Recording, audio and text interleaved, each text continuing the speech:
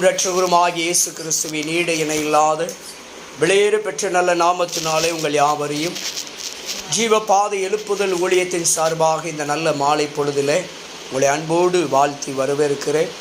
கர்த்தருடைய கிருபையும் சமாதானமும் பரிபூரணமாய் உங்களுக்கு உண்டாவதாக. அல்லேலூயா, அல்லேலூயா.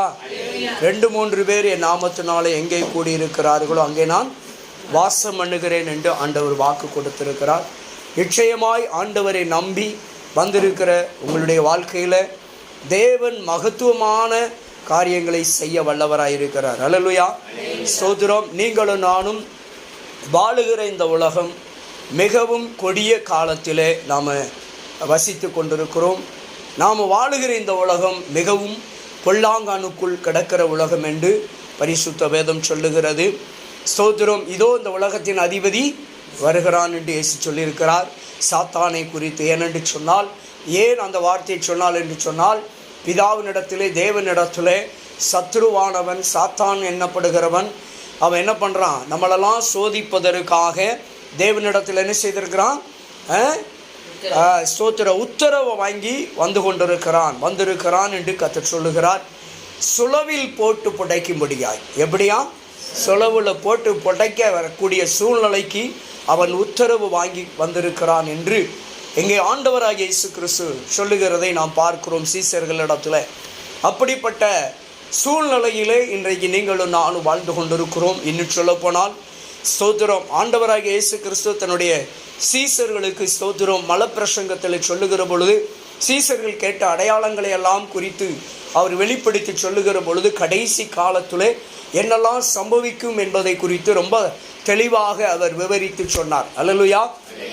ஸோ மனுஷகுமாரன் வருவதை பிதாவை தவிர யாராலும் அறிய முடியாது. ஆனால் இந்த நாளிகையிலே, இந்த தேதியிலே, இந்த வருஷத்தில் வருவேன் என்று அவர் திட்டமாய் சொல்லவில்லை. ஆனால் வருவேன் என்று சொல்லியிருக்கிறார். ஸ்தோத்திரம். ஆனால் அவருடைய வருகைக்கு முன்பாக பல அடையாளங்களை குறித்து ரொம்ப தெளிவாக அவர் அறிவித்திருக்கிறார். பலவிதமான அடையாளங்கள் தோன்றும். பூமி அதிர்ச்சிகள் உண்டாகும், எரிமலைகள் கொந்தளிக்கும்.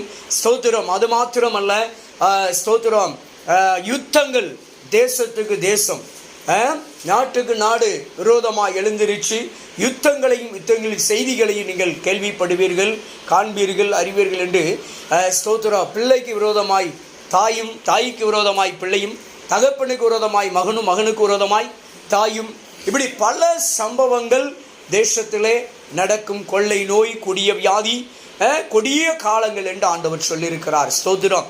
இப்படிப்பட்ட சம்பவங்கள் எல்லாம் நடக்கும் என்பதை முன்னறிவித்த தேவன் நம்முடைய ஆண்டவர். அல்லேலூயா. ஸோ ஒன்று மட்டும் உண்மை, நீங்களும் நானும் கடைசி காலத்தில் இருக்கிறோம் என்பதை மறந்துவிடக்கூடாது. அல்லேலூயா.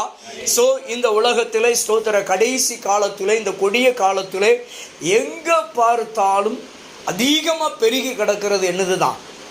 பாவம். அல்லேலூயா.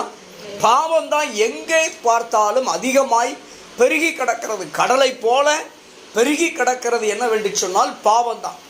ஸ்தோத்திரம்.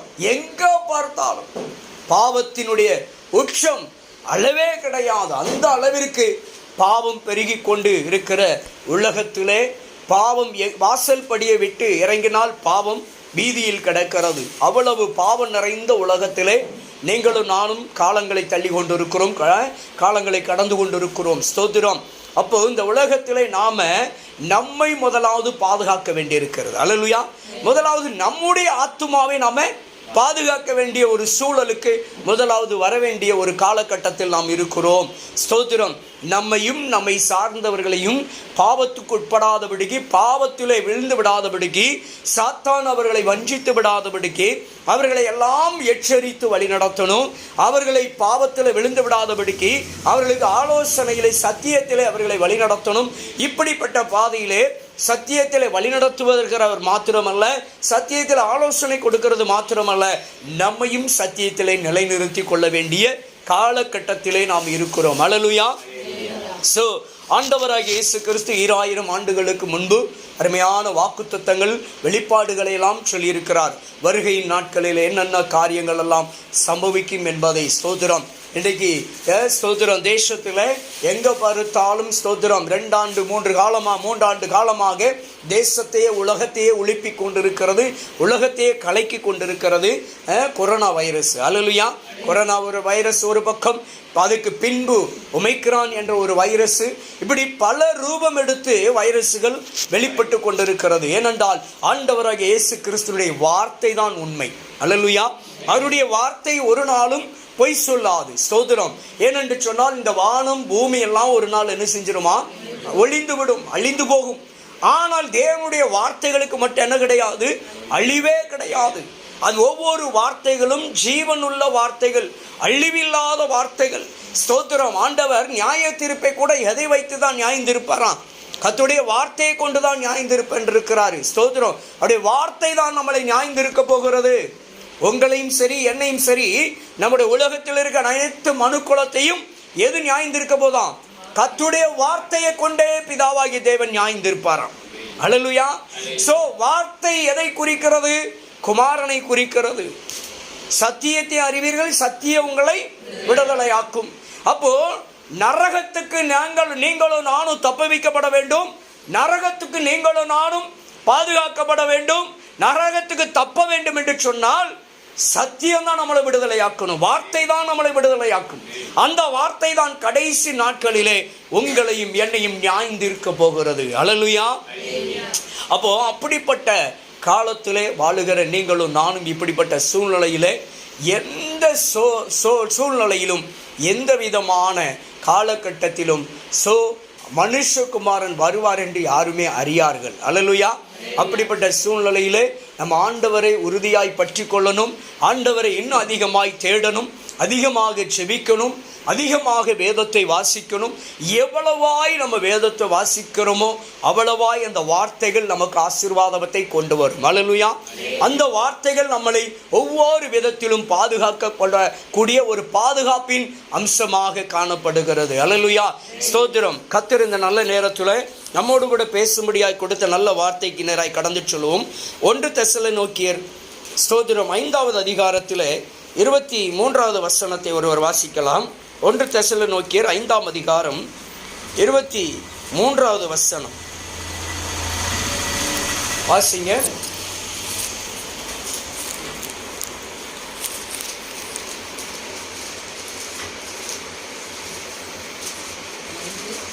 ஒன்று தெசலோனிக்கேயர் 5:23. சமாதானத்தின் தேவன் தாமே உங்களையும் என்னையும் முற்றிலுமாக பரிசுத்தமாக்குவாராக.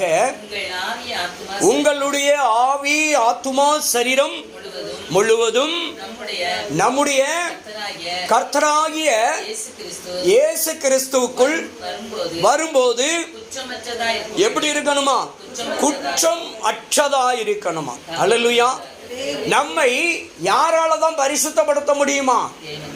சேனைகளின் கர்த்தர் பிதாவாகிய தேவனால் மாத்திரம்தான் உங்களை என்னையும் பரிசுத்தமாக்க முடியும். அல்லேலூயா. அப்போ பிதாவாகிய தேவனால் மாத்திரம்தான் நம்மளை பரிசுத்தமாக்க முடியும் என்று சொன்னால், அந்த பரிசுத்தமுள்ள தேவன் வேதம் சொல்லுகிறது அவரை குறித்து, சேனைகளின் கர்த்தர் பரிசுத்தர் பரிசுத்தர் பரிசுத்தர் என்று எழுதியிருக்கிறது.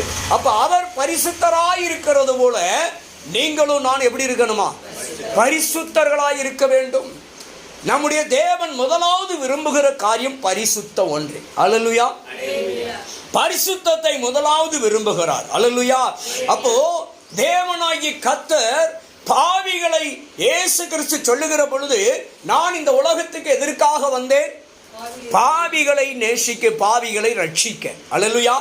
பாவ கரைகள், சாப கரைகள், அக்கிரமத்தின் கரைகள் எல்லாம் நீக்கி அவர்கள் எல்லாரையும் பரிசுத்தமாக்குவதற்காக தான் இந்த பூமிக்கு வந்தேன் என்று சொல்லி ஆண்டவர் சொல்லி இருக்கிறார். அல்லேலூயா. கர்த்தராகிய இயேசு கிறிஸ்து சொன்னார், எல்லாரையும் ரட்சிக்கணும். அல்லேலூயா. எல்லாரும் பாவத்திலிருந்து மீட்கப்படணும். அவங்க அப்ப இங்க சொல்லுகிறார், பிதாவாகிய தேவனால் மாத்திரம்தான் ஒரு மனிதன் என்ன செய்ய முடியுமா?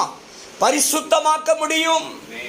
அப்ப நீங்களும் நானும் பரிசுத்தர்களாய் பரிசுத்தமுள்ளவர்களாய் இருந்தால் மாத்திரம்தான் இயேசு கிறிஸ்து சொல்லி இருக்கிறார், நான் ஒரு நாள் வருவேன் என்று.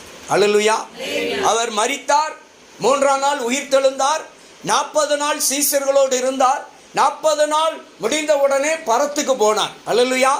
பரத்துக்கு போகிற பொழுது அவர் சொன்னார், நான் மறுபடியும் வருவேன், மறுபடியும் உங்களை காண்பேன் என்று சொன்னார். அல்லேலூயா. அவர் சொன்ன வாக்கு, நான் மறுபடியும் வருவேன், மறுபடியும் உங்களை காண்பேன், நான் போகிறேன் என்று நீங்கள் துக்கப்படாதீர்கள். அல்லேலூயா. அப்ப அவருடைய வருகைக்காக நீங்களும் நானும் எதிர்நோக்கி இருக்கணும், காத்திருக்க வேண்டும். அது எப்படியாய் காத்திருக்கணும், எப்படியாய் எதிர்நோக்கி இருக்க வேண்டும் என்றால் பரிசுத்த உள்ளத்தோடு. அல்லேலூயா. அதைதான் தாவீது சொன்னான். என்ன அலங்காரத்தோடு?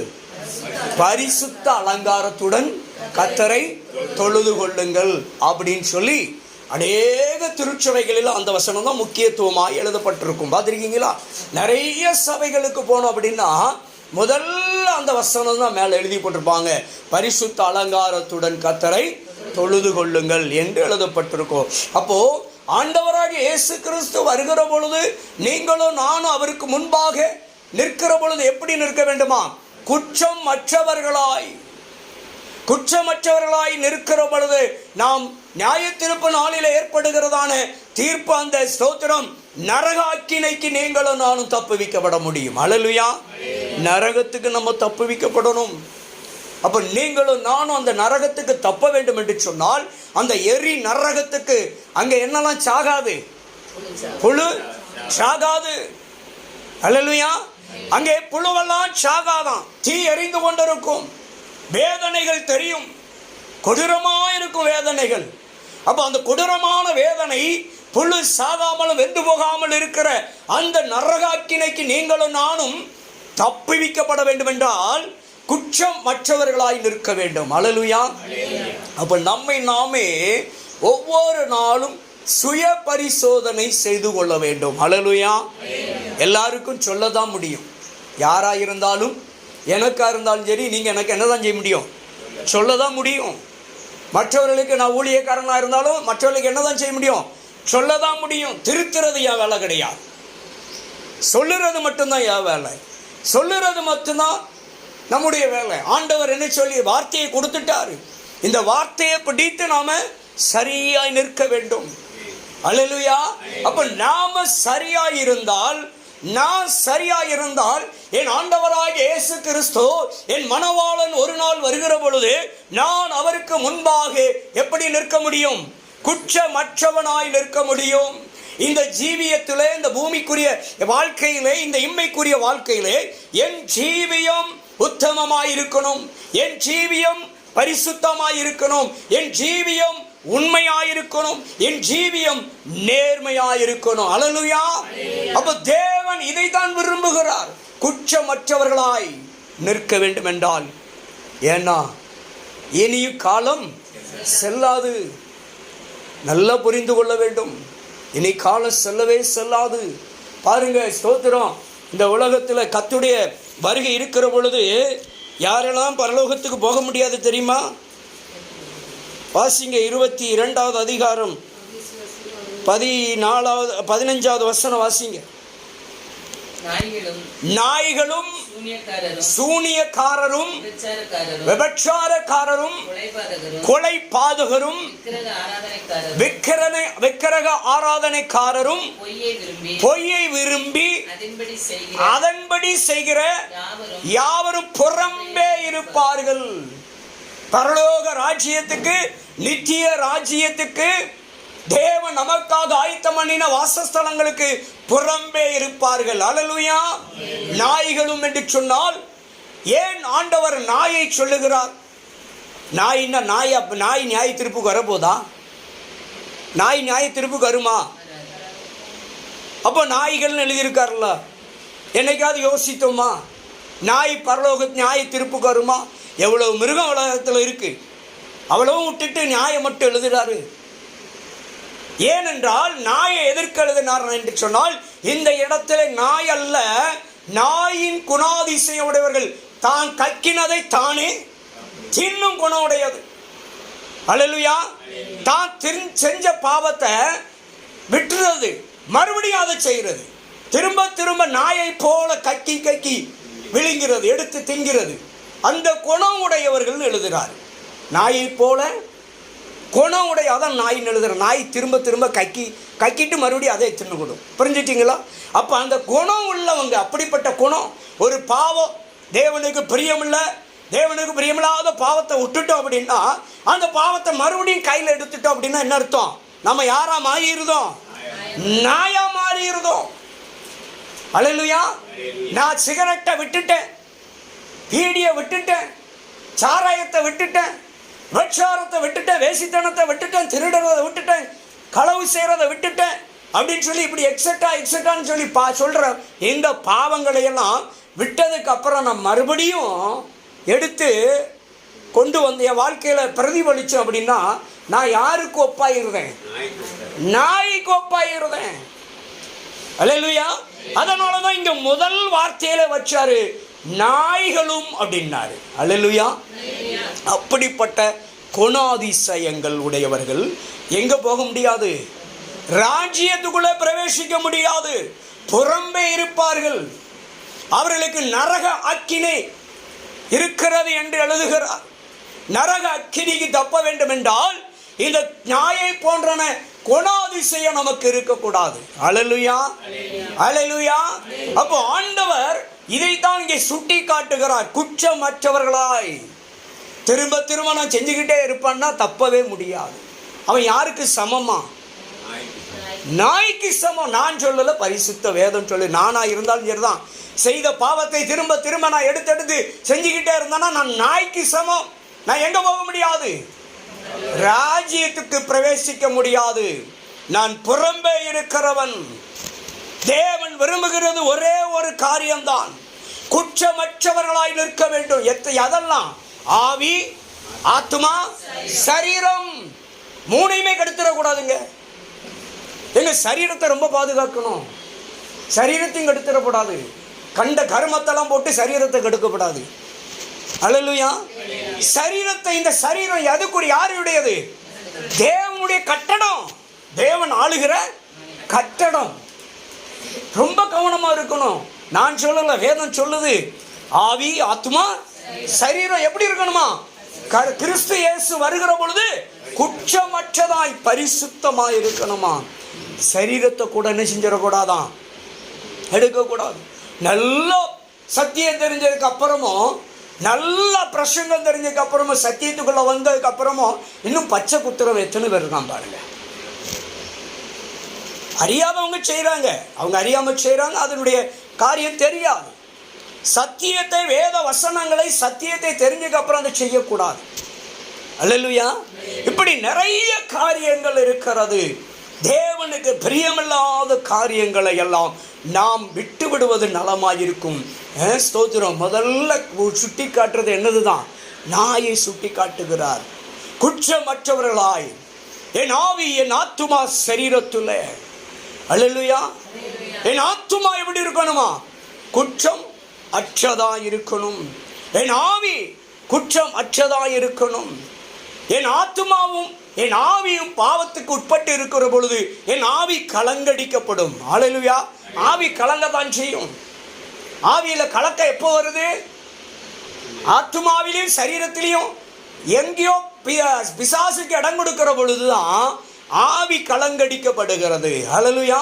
அப்ப ஆவி, ஆத்துமா பரிசுத்தத்துக்கு உட்படணும், குற்றமற்றதாய் காணப்படணும். இயேசுவின் இரத்தத்தினால் மாத்திரம்தான் ஒரு மனுஷன் பரிசுத்தம் அடைய முடியும் என்று பரிசுத்த வேதத்திலே சொல்லுகிறார். தேவனால் மாத்திரம்தான் ஒரு மனிதன் என்ன செய்ய முடியும்? பரிசுத்தமாக்க முடியும். ஆண்டவர் சொல்றாரு, நாய்களும். அடுத்தது யாரு? சூனியக்காரர். அல்லேலூயா. சூனியம் பிடிச்சவன். சூனியக்காரன் யாரு? சூனியம் பிடிச்சவன். அல்லேலூயா. அவன் பெரிய சூனியம் பிடிச்சவல்ல, அவன் பெரிய சூனியம் பிடிச்சவன்ல. அல்லேலூயா. சூனியம் பிடிச்சன்னா என்னது? தந்திரமான காரியங்களை செய்யறது. அல்லேலூயா. அப்போ சூனியக்காரர்களும் எங்க போக முடியாது? ஆமா, ராஜ்யத்துக்குள்ள பிரவேசிக்க முடியாது. அப்போ கூடுமான வரைக்கும் நம்ம என்ன செய்யக்கூடாதுன்னா, நன்மை செய்யறோமோ இல்லையோ என்ன செஞ்சிடக்கூடாது? யாருக்கும் தீமை செய்யக்கூடாது. அக்கா வீட்டில் ஒரு நல்லது நடக்குன்னா அதுக்கு நான் உதவி செய்கிறனோ இல்லையோ உபத்திரமாக இருக்கக்கூடாது. அல்லையா, அது கெடுக்க நான் நினைக்கப்படாது. அல்லையா, அப்போ நான் யாருக்கு வந்தா எந்த லிஸ்ட்டில் வந்துடுவேன்? சூனியம் பிடிச்சவனாக மாறிடுவேன். அல்லையா, ஸோ தேவன் அதை வெறுக்கிறார், அருவருக்கிறார். முடிந்த அளவுக்கு என்ன செய்யணும்னா விலகி நின்றது நல்லது. அப்போ நம்மளால முடிஞ்ச அளவுக்கு செய்யணும். இல்லை அப்படின்னா விலகி நின்றணும், கெடுக்கக்கூடாது. அல்லேலூயா. ஆண்டவராக இயேசு கிறிஸ்து வருகிற பொழுது என்னிடத்துல கணக்கு கேட்பார். என்கிட்ட கேட்பாருன்னா உங்ககிட்ட கேட்பார்ல, அப்படி தானே? நம்ம எல்லாத்தையுமே கர்த்தர் ஒரு நாள் என்ன செய்வார்? நம்ம எல்லாருமே கணக்கு ஒப்புவிக்கணும். ஒவ்வொரு நாளும் ஒன்று மட்டும் உண்மை தெரிஞ்சுக்கோங்க, பரலோகத்தில் ஜீவ புஸ்தகம் திறக்கப்படுகிறது. சரியா? ஜீவ புஸ்தகம் திறக்கப்படுகையில் நம்முடைய பேரெல்லாம் என்ன ஆயிடுச்சு? எழுதப்பட்டிருக்கு. அப்படி தானே? ஜீவ புஸ்தகத்தில் எல்லாருடைய பேரும் என்ன செஞ்சாச்சு?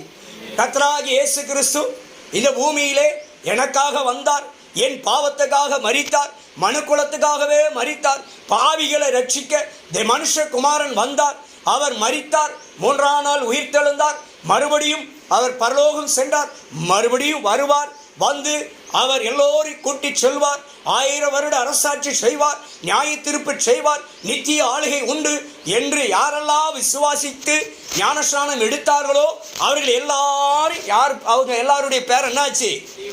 ஜீவ புஸ்தகத்தில் எழுதப்பட்டாச்சு. அல்லேலூயா.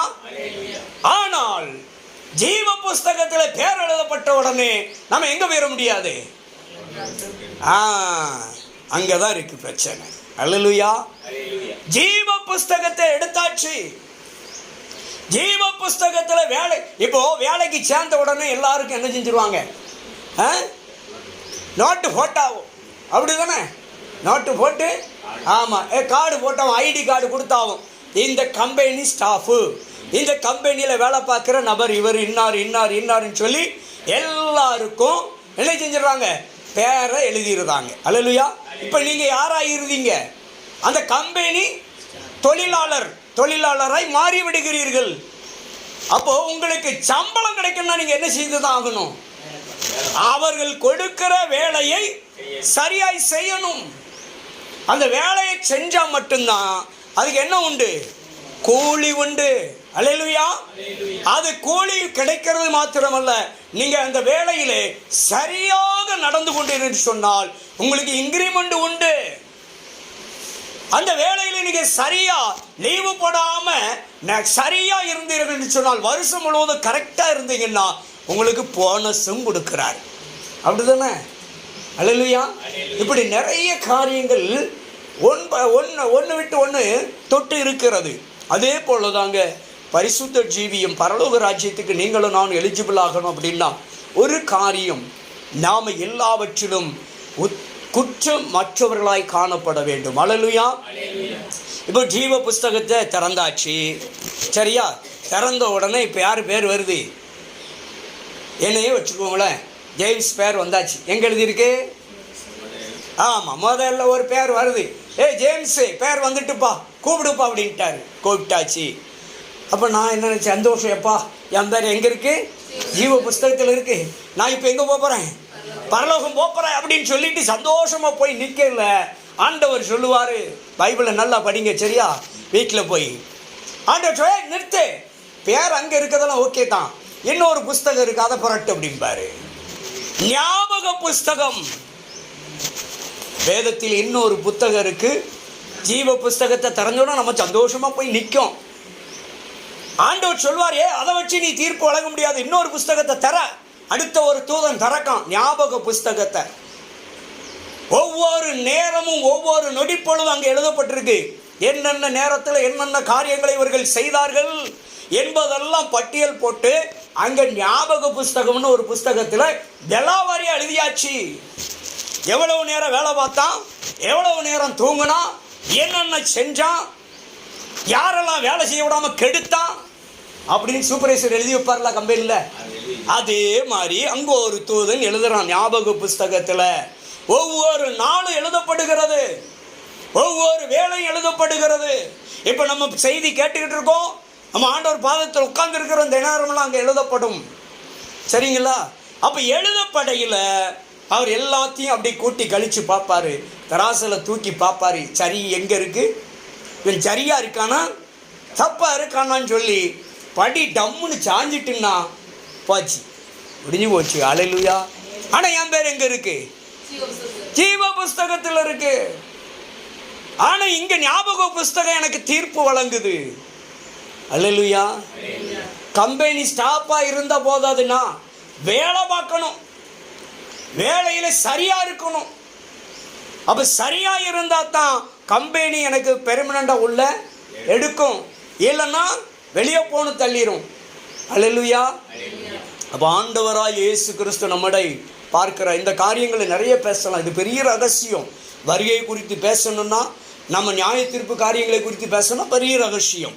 ஆனாலும் லேசாக தெரிந்து கொள்ள வேண்டும் என்பதற்காக இதை ஒப்பிட்டு சொல்லுகிறேன். ஏனென்றால் அவர் அப்படிதான் எழுதுகிறார், அவர் வருகிற பொழுது நீங்களும் நானும் குற்றம் அற்றவர்களாய், அல்லேலூயா, குற்றமற்றவர்களாய், நம்முடைய ஆவி ஆத்மா சரீரம் குற்றமற்றதாக இருக்க வேண்டும். அல்லேலூயா.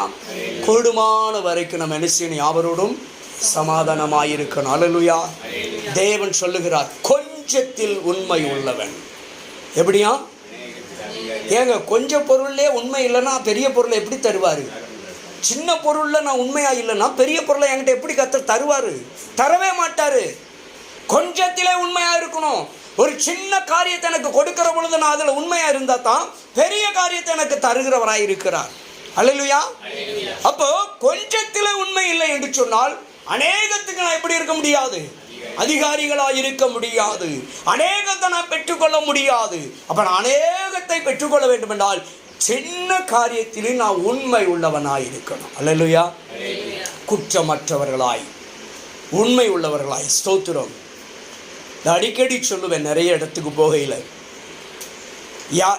யார் உத்தமன், எது உத்தமம், யார் உத்தமன், எது உத்தமம் என்று கேட்டால் அதற்கு நான் சில காரியங்களை சொல்லுவேன். ஒரே ஒரு காரியம் சுருக்கமாய் சொல்லலாம். என்னவென்று சொன்னால், எவன் ஒருவன் பாவம் செய்வதற்கு 100% வாய்ப்பு கிடைக்கிறதோ அப்பொழுது அந்த பாவத்தை செய்யாமல் எவன் ஒருவன் இருக்கிறானோ அவனே உத்தமன். அல்லேலூயா. அவன் தாங்க உத்தமன், வேற யாருமே கிடையாது. பாவம் செய்ய வாய்ப்பு கிடைக்கிற பொழுது அந்த பாவத்தை செய்யாமல் விட்டோடுகிறான்ல அவனே உத்தமன். அல்லேலூயா. எக்ஸாம்பிளுக்கு ஒருத்தனை மத்து சொல்கிறேன். யோசேப்புக்கு பாவம் செய்ய வாய்ப்பு கிடைத்தது, ஆனால் அவனே செய்யலை, பாவத்தை விட்டு விலகி ஓடினான். ஆனால் கிடைச்சது, வாய்ப்பு கிடைச்சிட்டு யாராலும் கண்டுபிடிக்க முடியாது. ஆனால் அவனுக்கு தெரியும், நான் செய்த பாவத்தை யாரும் மறைக்க முடியாது, தேவன் ஒருவர் பார்த்து கொண்டிருக்கிறார். அல்லேலூயா. அப்போ ஆண்டவருக்கு நல்லா தெரியும் இதுதான் உத்தமம். உத்தமன்னா இப்படிதான் நம்மை உத்தமனாய் உத்தமியாய் காத்து கொள்ள வேண்டும். அல்லேலூயா. தேவன் ஒருவர் என்னை பார்த்து கொண்டிருக்கிறார், அவ்வளவுதான். கொஞ்சத்திலையும் நான் உண்மை உள்ளவனாய் இருக்கணும். அல்லேலூயா. ஸ்தோத்திரம். ஒன்று மாத்திரம் புரிந்து கொள்ள வேண்டும். உலகத்தில் 1000 பேரும் 1000 கருத்துக்களை சொல்வார்கள். அதையெல்லாம் காதில் வாங்கி பொருட்படுத்திக்கிட்டே இருந்தோம் அப்படின்னா நம்ம ஓடவே முடியாது. அல்லேலூயா. அதனால் ஸ்தோத்திரம், நான் எதை பார்த்தாலும் அதை சரியாய் பார்த்தால் எனக்கு சரியான விடயம் கிடைக்கும். தவறாய் பார்த்தால் சரியானதாக இருந்தாலும் தவறாதான் விட கிடைக்கும். அல்லேலூயா. ஸோ தேவன் நம் மீது அன்பு வைத்திருக்கிறார். உங்களையும் என்னையும் தேவன் ஒருவர் மாத்திரம்தான் பரிசுத்தம் செய்ய முடியும். அந்த பரிசுத்தப்படுத்துகிற தேவனிடத்தில் நீங்களும் நானும் ஒவ்வொரு நாளும் சுய பரிசோதனை செய்து தேவனுடைய சமூகத்தில் எவன் தன் பாவத்தை அறிக்கையிட்டு விட்டு விடுகிறானோ அவனே என்னத்தை பெற முடியுமா? இரக்கத்தை. தேவனிடத்தில் நீங்களும் நானும் ஒரு மகாபரிய இரக்கத்தையும் தயவையும் பெற வேண்டும் என்றால் நம்முடைய பாவங்களை அறிக்கை செய்தால் மாத்திரம் போதாது. என்ன செய்யணுமா? விட்டுவிட வேண்டும். அறிக்கை செய்தால் மாத்திரம் போதாது, விட்டுவிட வேண்டும். அப்படி விட்டுவிடவில்லை என்று சொன்னால் அவன் யாருக்கு சமமாயிருந்தான்?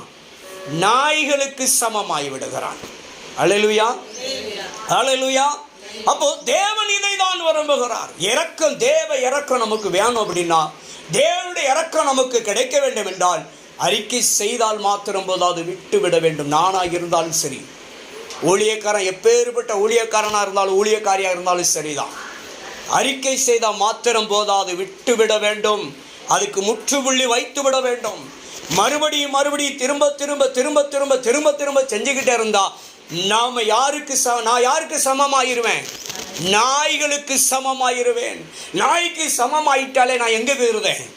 புறம்பே தள்ளப்பட்டு விடுகிற நியாய தீர்ப்பினாலே குற்றமற்றவர்களாய் ஆண்டவராகிய இயேசு கிறிஸ்து கால சத்தத்தோடு அவர் வருகிற வேளையிலே அவர் நம்மை அழைக்க வருகிறார்.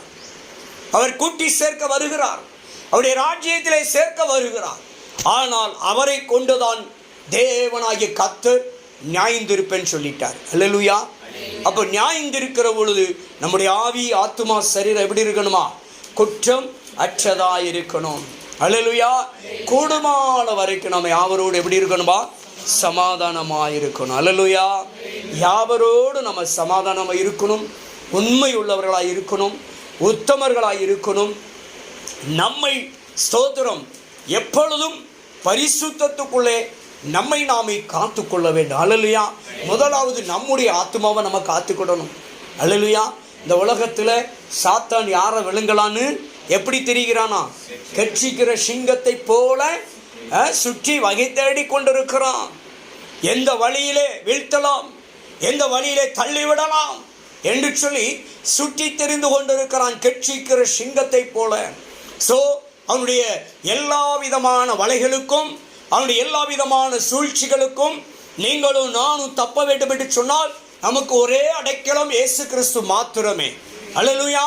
பிதாவுடைய தேவனுடைய அன்புக்குள்ளே நாம் நிலைத்திருந்தால் மாத்திரமே பரிசுத்த ஜீவியம் ஜீவிக்க முடியும். உத்தமமான ஜீவியம் ஜீவிக்க முடியும். நம்முடைய ஐம்புலன்களையும் நாம் பரிசுத்தத்துக்குள் காத்துக்கொள்ள வேண்டும். உத்தமத்துக்குள்ளே காத்துக்கொள்ள வேண்டும்.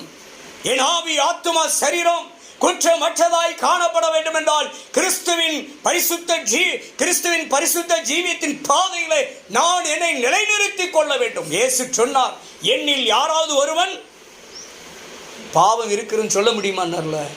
என்கிட்ட ஏதாவது பாவம் இருக்கான்னு யாராவது சொல்ல முடியுமா? கேட்டாரா இல்லையா? யாராவது சொன்னாங்களா? அவர்கிட்ட பாவம் இருக்குன்னு யாராவது சொன்னாங்களா? அப்போ கிறிஸ்துவினுடைய அடிச்சுவடுகளை பின்பற்றி நம்மில் ஒருவனும் குற்றம் சாட்டாதபடிக்கு நாம் குற்றம் அற்றவர்களாய் காணப்பட வேண்டும். அல்லேலூயா. இந்த உலகம் குற்றம் சாட்டுகிறதோ இல்லையோ, சாத்தான் ஒரு நாள் குற்றம் சாட்டுவான். சாத்தானுக்கு தெரியும் நான் செய்கிற தப்பு. ஏசப்பாவுக்கு தெரியும், எனக்கு தெரியும், இன்னொன்று யாருக்கு தெரியும்? சாத்தானுக்கு தெரியும். அல்லேலூயா. அவன் யாரை விழுங்கலான்னு சுற்றி திரிஞ்சுக்கிட்டே தான் இருக்கிறான். அப்போ அந்த இடத்துல தான் நம்ம ரொம்ப கவனமாக இருக்கணும். ரொம்ப கவனமாக இருக்கணும்.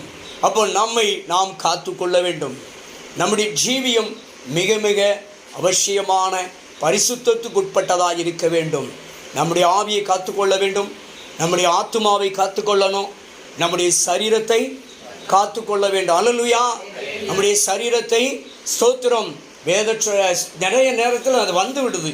ஆனால் அதுதான் பெரிய குற்றமாகவும் மாறிடுது நிறைய மக்களுக்கு. என்ன செய்யவே தெரியல. ஆனால் வசனம் சொல்லுது, நம்முடைய சரீரத்தை என்ன செஞ்சிடக்கூடாது? கெடுக்கக்கூடாது. பரிசுத்த அலங்காரம், புறம்பான அலங்காரம். புறம்பான அலங்காரத்துக்கு பெரிய பட்டியல் இருக்கு என்கிட்ட, பைபிள்ல இருந்து எடுத்து வச்சிருக்கிறேன். புறம்பான அலங்காரத்தை தேவன் ஒரு நாள் விரும்ப மாட்டார். அல்லேலூயா. அல்லேலூயா. அப்போ தேவன் விரும்புகிறது பரிசுத்த ஒன்று தான். அப்போ பரிசுத்தங்கையில் சிலர் நினச்சிக்கிறாங்க, குறிப்பிட்ட காரியம் தான் பரிசுத்தம் நினச்சிக்கிட்டு இருக்காங்க. பரிசுத்தங்கிறது நிறைய ஒரு பெரிய பட்டியல் இருக்கு. எதெல்லாம் பரிசுத்தம் அப்படிங்கிற வேண்டிய இருக்கு. அல்லேலூயா. ஸோ பரிசுத்தமான ஒரு ஜீவியத்தில் நாம் இருக்கிற பொழுது ஆவி, ஆத்மா, சரீரத்தை நாம் மிகவும் கவனமாய் கையாள வேண்டும். அப்படி கையாளுகிற பொழுதுதான் தேவ ராஜ்யத்திலே நீங்களும் நானும் பிரவேசிக்க முடியும். பிதாவாகி தேவன் சொல்லியிருக்கிறார், வார்த்தையை கொண்டு நியாயந்திருப்பேன் சொல்லியிருக்கிறார்.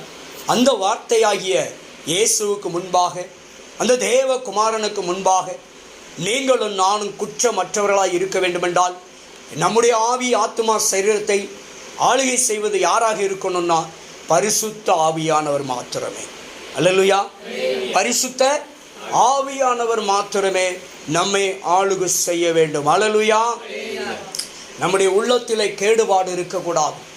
நம்முடைய சிந்தனையிலே கேடுபாடு இருக்கக்கூடாது. அல்லேலூயா. தேவன் எல்லாத்தையும் உன்னிப்பா கவனிச்சுட்டு இருக்காருங்க. உங்க எல்லாரையும் நான் ஏமாத்திரலாம், தேவனை ஒரு நாளே ஏமாற்ற முடியாது.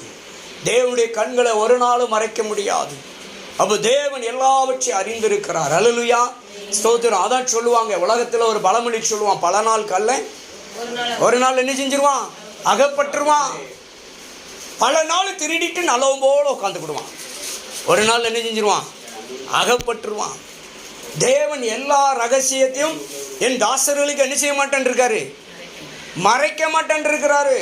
தேவ தாசர்களுக்கு ஆண்டவர் 3 விதங்களிலே காட்டி கொடுத்துட்டு வருவார். எந்த தவறு செய்தாலும், எந்த காரியமானாலும் சரி, தேவ தாசர்களை, தேவனுடைய ஊழியக்காரனை மறைக்க வேண்டும் என்று நினைத்தால் தேவனாகிய கர்த்தர் தேவனுடைய ஊழியக்காரனுக்கு 3 விதங்களிலே காட்டி கொடுத்துட்டு வருவார். ஒன்று, தேவனை தரிசனத்தின் மூலியமாய் காட்டி விடுவார். இல்லை என்றால் தேவன் நேரடியாக காட்டி கொடுத்துருவார். இல்லை என்றால் யார் மூலியமாவது காட்டி கொடுத்துட்டு போயிடுவார். அல்லேலூயா. ஆண்டவர் தேவனுடைய தாசங்களுக்கு விரோதமாக யாரு பேசினாலும் சரி, ஆண்டவர் பொறுத்து கொள்ளவே மாட்டார். அல்லேலூயா. நியாய தீர்ப்பு நம்ம கையில் எடுக்கக்கூடாது, கர்த்தருடைய கரத்தில் இருக்கு. அல்லேலூயா. ஆனால் பரிசுத்த ஜீவியம் ரொம்ப ரொம்ப அவசியம். தேவ சமூகத்தில் எனக்கு ஒரு நண்பர் உண்டு.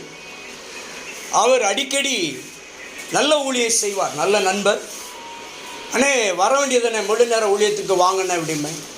இல்லை, இந்த வருஷம் நான் கட்டாயம் வந்துடுவேன், இந்த வருஷம் நான் கட்டாயம் எல்லாத்தையும் தூக்கி தூர போட்டு உலகமே வேண்டாம், கர்த்தர் என்னை நல்லா ஆசீர்வதிச்சிருக்கிறார், நான் ஊழியத்துக்கு வந்துடுவேன் பாரு. எனக்கு தெரிஞ்சு 15 வருஷமாக இன்னும் சொல்லிக்கிட்டு இருக்கேன், ஆனால் இன்னும் வரலை. அல்லேலூயா. பிள்ளைகளெல்லாம் கரை சேர்த்தாச்சு, பேரம் பேத்தியெல்லாம் எடுத்தாச்சு, இன்னும் அந்த உலகம் அவரை நிச்சயம் விடவே மாட்டேக்கு. அல்லேலூயா.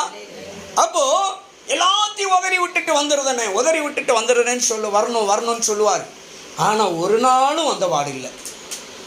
இன்னைக்கு வரைக்கும் வர முடியல அவரால். ஏன்னா அவரை எது பிடிச்சு வச்சிருக்கு, உலகம். பிசாசானவன் ஐஸ்வர்யத்தினால் மயக்கி கட்டி போட்டு வச்சிருக்கிறான், வர விட மாட்டான். அல்லேலூயா.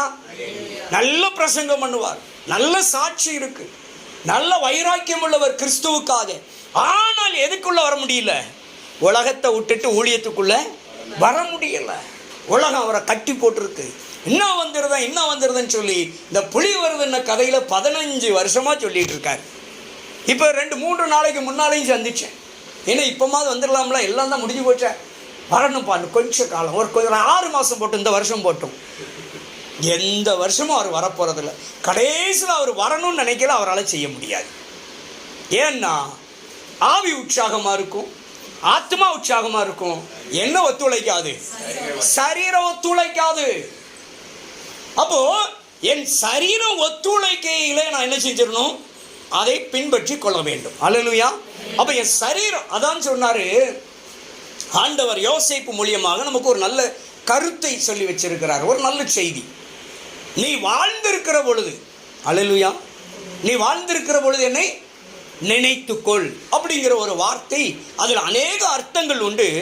அதில் ஒரு அர்த்தத்தை நான் இப்பொழுது சொன்னது போல, என் சரீரம் எனக்கு ஒத்துழைக்கிற பொழுது, என் சரீரம் நல்லா இருக்கையில நான் என்ன செஞ்சுக்கிடணும், ஆண்டவர் அதிகமாக தேடணும், அதிகமாக உபாசம் போடணும். அல்லேலூயா. அல்லேலூயா. அப்போ பாருங்க, நான் நல்ல சரீரத்தை இருக்கையில நல்ல 3 நேரம் இங்கே மூக்கு முட்டை தின்னுட்டு யாப்பம் விட்டு, ஆப்பம் தின்னு யாப்பம் விட்டு, ஆப்பக்காவுக்கு ஆங்கலை சரியா, ஆப்பம் தின்னு யாப்பம் விட்டுட்டு நான் பாஸ்டிங்கே போடாமல் கடைசியில் ஒரு நாள் வரும், சரிங்களா, எல்லாம் வரும். என்னெல்லாம் வரும், பிபி வரும், சுகர் வரும், கண்ட கர்மம்லாம் சரீரத்தில் வந்ததுக்கப்புறம் நமக்கு ஆசை வரும். என்ன ஆசை தெரியுமா, ஐயோ நான் பாஸ்டிங் போட்டு செபிக்கணும்னு ஆசை வரும். அங்கதான் இங்கே எது ஒத்துழைக்காது, சரீரம் ஒத்துழைக்காது.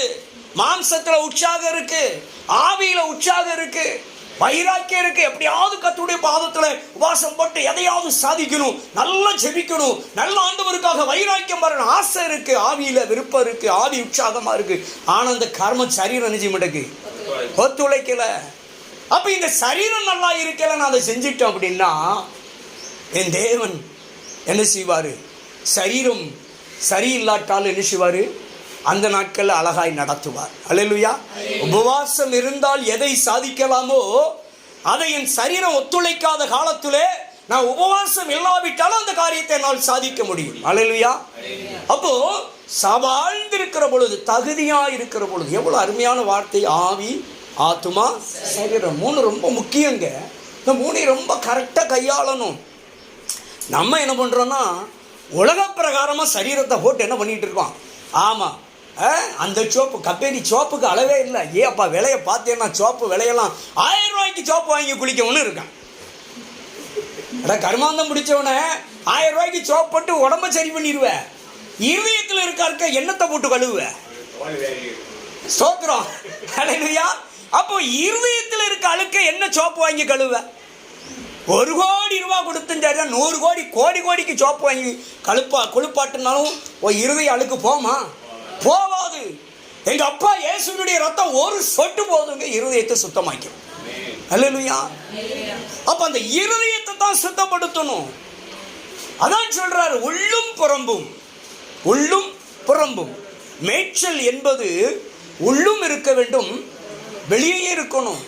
2 விதமான மேய்ச்சலை குறிக்கிறார். அப்ப என் பரிசுத்தம், என்னுடைய ஜீவியம் உள்ளும் பரிசுத்தமாய் இருக்கணும், வெளியிலும் பரிசுத்தமாய் இருக்கணும். அல்லேலூயா. அப்போ உள்ளும் புறம்பும் சரியா இருந்தால் தேவனுடைய சமூகத்தில் நீங்களும் நானும் நம்முடைய ஆவி, ஆத்துமா, சரீரத்தை குற்றமற்றவர்களாய் நிறுத்த முடியும். அல்லேலூயா. குற்றமற்றவர்களாய் நிறுத்த முடியும். அப்ப நீங்களும் நானும் குற்றமற்றவர்களாய் நிறுத்தப்பட வேண்டும் என்றால் தேவனாகிய கர்த்தர் பெரிய காரியங்களை செய்ய வல்லவராயிருக்கிறார். அல்லேலூயா. ஆண்டவருடைய சமூகத்தில் என் அன்பு தேவ பிள்ளைகளை, நீங்களா இருந்தாலும் சரி, நானா இருந்தாலும் சரி, ஆண்டவராக இயேசு கிறிஸ்து ஒரு நாள் வரப்போறாரு. அவர் சமூகத்தில் வந்து நம்ம அவருக்கு முன்னாடி நிற்கையில் எப்படி நிற்கணும்? ஆவி, ஆத்துமா, சரீரத்தில் குற்றமற்றவர்களாய் நிற்க வேண்டும். இதோ அவர் சீக்கிரமாய் வரப்போகிறன்ட்டாரு. அவருடைய வருகைக்குரிய சகல அடையாளங்களும் இந்த நாட்களிலே நடந்து கொண்டிருக்கிறது. இனி வருகிற ஒவ்வொரு வருஷமும் சந்தோஷமாக இருக்கும், நோய் இருக்காது, பேய் இருக்காதுன்னு சொன்னாங்கன்னா நீங்கள் நம்பாதங்க. அப்படி நம்புனீங்கன்னா நீங்கள் தான் வஞ்சிக்கப்பட்டவர்கள். கொரோனா ஒழிஞ்சிட்டு, ஒமிக்ரான் ஒழிஞ்சிட்டு, இனி ஒரு வைரஸ் வராது, உலகத்தில் ஒரு நோய் வராது, எதுவும் வராது, அப்படி இப்படின்னு சுபிட்சயமாக இருப்பீங்க, சந்தோஷமாக இருப்பீங்க அப்படி இப்படின்னு சொன்னாங்கன்னா அதை நீங்கள் நம்புனீங்கன்னா நீங்கள் வஞ்சிக்கப்பட்டு விட்டுவீர்கள் என்று அர்த்தம். இனி எல்லாம் நடக்கத்தான் செய்யும், இனி வரத்தான் செய்யும். கொரோனாவை காட்டிலும், ஒமிக்ரானை காட்டிலும் பயங்கரமான வைரஸ்கள் எல்லாம் வரத்தான் செய்யும். பயங்கரமான கொள்ளை நோய் வரத்தான் செய்யும், கொடிய வியாதிகள் எல்லாம் வரத்தான் செய்யும். நான் சொல்லல, வேதத்தில் இயேசு கிறிஸ்து சொன்ன வார்த்தை. அவர் வருகைக்கு முன்பாக இவைகளெல்லாம் அடையாளங்கள் என்று சொல்லியிருக்கிறார். அல்லேலூயா. சோ இவைகளுக்கு நீங்களும் நானும் தப்ப வேண்டும் என்று சொன்னால், நாம் குற்றமற்றவர்களாக இருந்தால் எந்த உலகத்தில் கொள்ளை நோய், கொடிய வியாதி, கொடிய வைரஸ் எது வந்தாலும் நம்மை ஒன்றும் சேதப்படுத்த முடியாது. தாவீது சொன்னான்ல, என்ன சொன்னான்? நான் மரண இருளின் பள்ளத்தாக்கிலே நடந்தாலும் பொல்லாப்புக்கு என்ன செய்றேன்? பயப்பட வேண்டிய அவசியம் இல்லைன்ட்டான். நான் எதுக்கு பயப்படணும்யா? மரண இருளின் பள்ளத்தாக்கு தேசத்தில் எவ்விதமான கொடிய நோய், கொடிய வைரஸ்கள் வந்தாலும் நான் பயப்பட வேண்டிய அவசியம் இல்லை. அந்த வியாதிகளுக்கு மத்தியில் நான் பயணம் செய்தாலும் சரி, அந்த வைரஸ்களுக்கு மத்தியில் நான் பயணம் செய்தாலும் சரி, அது ஒன்று என்னை மேற்கொள்ள முடியாது. பயப்பட வேண்டிய அவசியம் இல்லை. ஹல்லேலூயா. ஏனென்றால் நீங்களும் நானும் குற்றமற்றவர்களாக இருப்போம் என்று சொன்னால் அவைகள் நம்மை சேதப்படுத்த முடியாது. ஹல்லேலூயா. ஸோ கடைசி காலத்தில் இன்னும் கொடிய காலம்தான், பயங்கரமாக தான் இருக்கும். ஸ்தோத்திரம். வேதனை நிறைந்த காலங்கள் இவைகளெல்லாம். வேதனைக்கு ஆரம்பம் தான் சொல்லியிருக்கிறாரு. ஆரம்பமே நம்மளால் தாங்க முடியல. அப்போ உள்ளே போன நிலைமை என்ன ஆகும்? ஹல்லேலூயா. ஸோ இந்த காலகட்டத்தில், அப்படிப்பட்ட காலத்தில் ஸ்தோத்திரம், ஆண்டவர் சொன்னார், அந்த காலத்துக்கு பிறக்காமல் இருக்கதே நல்லதுன்னுட்டு போயிட்டாரு. ஹல்லேலூயா. அந்த காலத்தில் பிறக்கிற பிள்ளைகள் பாவம் நினைப்போம், ஐயோ பாவம். அப்போ அவங்களாம் அந்த காலத்தில் பிறக்காமல் இருக்கிறதே நலமுன்னு இயேசு சொன்னார். அப்படி என்று சொன்னால் எவ்வளோ பெரிய கொடுமையான காலமாக இருக்குன்னு பாருங்க. அப்படிப்பட்ட கொடுமையான காலம் வரப்போகிறது. அதனால் தயவு செய்து தேவனுடைய வார்த்தை, சத்தியத்தை நன்றாக புரிந்து கொள்ள வேண்டும். வேதத்தை நன்றாக வாசியுங்கள், நன்றாக அதனுடைய அர்த்தத்தை புரிந்து கொள்ளுங்கள். வஞ்சிக்கப்பட்டு விடக்கூடாது. நாம் குற்றமற்றவர்களாக எப்படி வேணாலும் கண்டதே காட்சி கொண்டதே கோலம் சொல்லி வாழ்ந்தோம் அப்படின்னா நாம் வஞ்சிக்கப்பட்டு விடுவோம். அல்லேலூயா. படி நியாயத்திற்பின் நாளில் கடைசியில் பரம்பே தான் இருக்க வேண்டியிருக்கும். அல்லேலூயா. ஸோ ராஜ்யத்திற்கு எலிஜிபிள் ஆகணும். ராஜ்யத்திற்கு நீங்களும் நானும் தகுதி உள்ளவராய் நிற்பதற்கு நம்முடைய ஆவி ஆத்மா சரீரத்தை பரிசுத்தத்துக்குள் காத்துக்கொள்வோம் என்று சொன்னால் கர்த்தராதி கர்த்தர் ராஜாதி ராஜாவாய் வருகிற இயேசு கிறிஸ்துக்கு முன்பாக நீங்களும் நானும் குற்றமற்றவர்களாய் நிற்க முடியும். அல்லேலூயா. கர்த்தர் நல்ல வார்த்தையை ஆசீர்வதிப்பார். நீங்கள் இந்த